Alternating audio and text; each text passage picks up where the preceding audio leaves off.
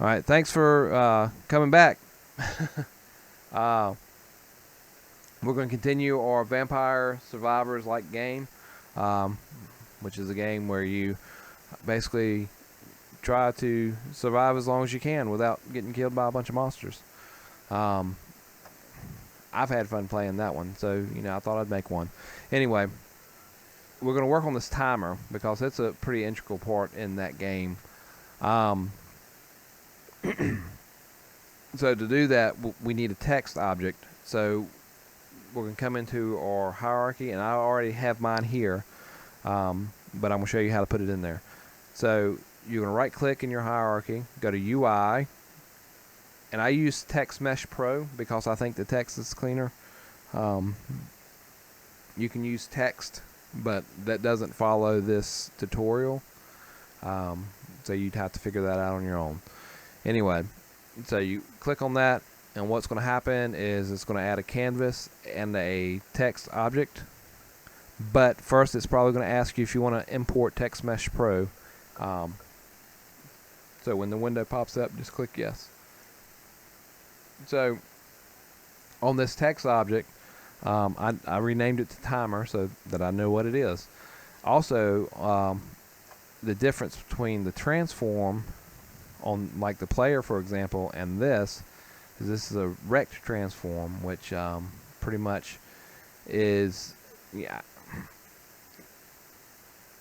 it has to do with the place on the screen, and so you can adjust the anchor point to be wherever you want it. You can have it down in the corner or whatever. I have mine right up top.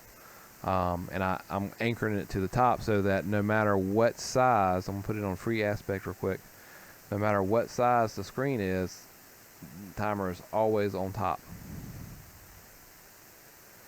Change it back to what I had it on.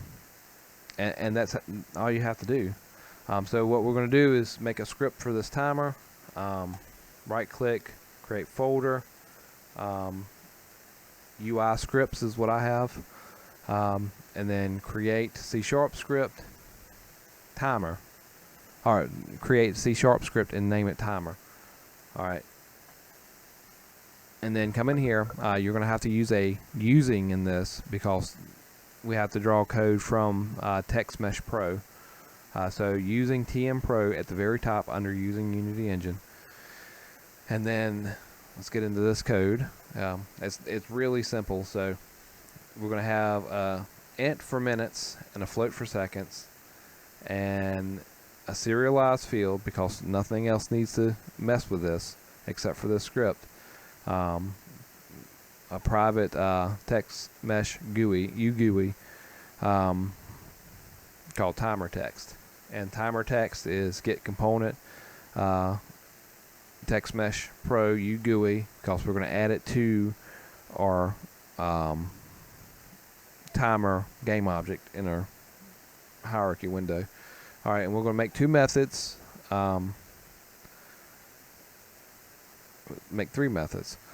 We haven't gotten to this, but I'll go ahead and do that in this video too, since it's here. So anyway, we're going to set the time, and we're going to count the time. So to count the time, it's going to be seconds plus equals time.tell-to-time. That's just going to keep it counting up for seconds. And then when the seconds are greater or equal to 60, the minutes are going to go up by 1. So minutes plus plus means to go up in one increment. So it's just saying plus 1, plus 1, plus 1. And then the seconds are going to go back to 0. And then in set time,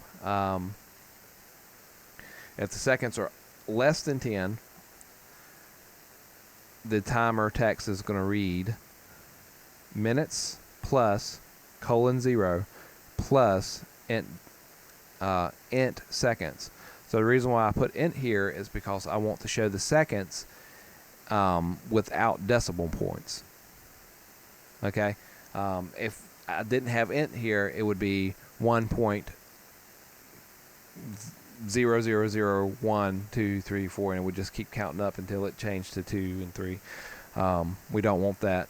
But if I didn't put this 0 here, then you would have a single digit when the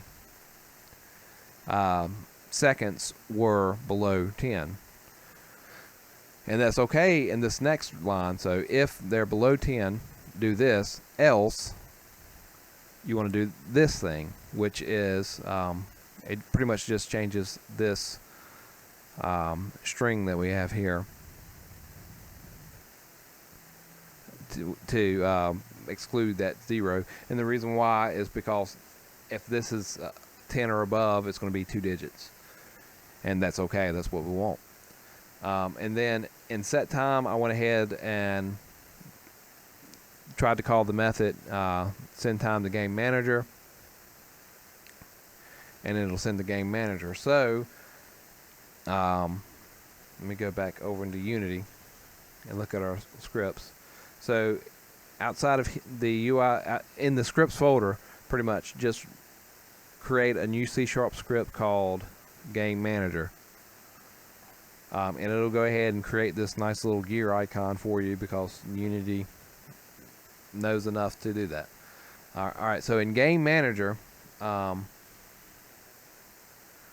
pretty much all I've done is create this public static variable, and the static variable is kind of a global variable that every script can access without even having a reference to the game manager. And now I put it in a region because the game manager is probably going to have several different types of variables in it. And if you put it in a region, so hashtag region, when you want that region to end, you write hashtag in region. Excuse me. And they're static.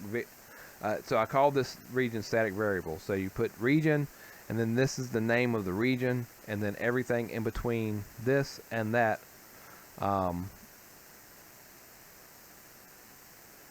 will be closed up when you hit this little minus. And so now we have the name static variables, but it's out of the way. Like if it's a long list or something, you can just click this and get it out of the way, and you can see the code better.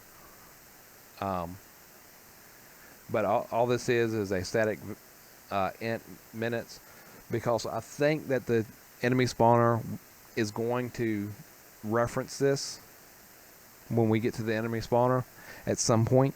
So I wanted to go ahead and just set that up. And basically, this send time to game manager changes these minutes in game manager to the same as what's in the timer. And this is what this whole thing looks like, which you probably saw it in the other videos anyway, but see, it's counting up nicely by the second.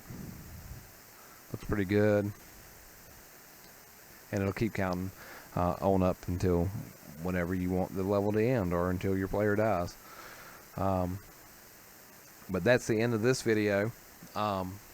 If you liked it, like and subscribe to my channel. And if you'd like to support me on Patreon, a link will be provided in the description. In the next video, we're going to work on the first part of the enemy spawner, and then after that we'll go ahead and make the true setup for the enemy spawner. And that whole thing, you've seen the enemies come, but I'll zoom out here and kind of show you what's happening now. These enemies are spawning randomly around the camera. So click over here. So as the camera moves, that little white box around my player,